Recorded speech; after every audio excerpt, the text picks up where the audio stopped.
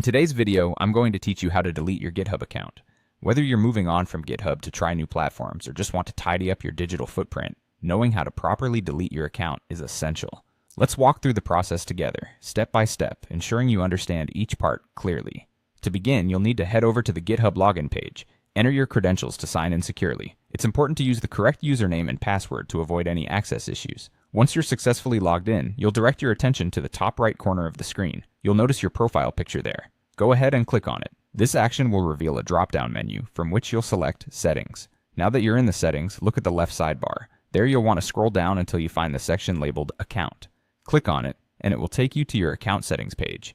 As you navigate to the bottom of this page, you will see an option that piques your interest: Delete your account. Click on this option, but be prepared.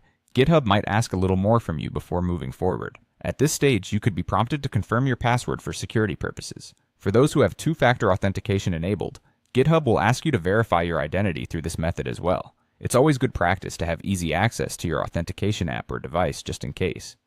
Next, GitHub will present you with a cautionary advisory. This step is crucial. It's imperative to read the warning carefully. GitHub will outline what exactly will be deleted and which details cannot be recovered once your account is gone. Take the time to absorb this information, ensuring that you're comfortable with proceeding. Upon thoroughly reviewing the warning, you'll need to confirm the deletion. You'll do this by typing your username into the designated field. Sometimes GitHub will require you to enter a specific confirmation phrase, so be on the lookout for that instruction.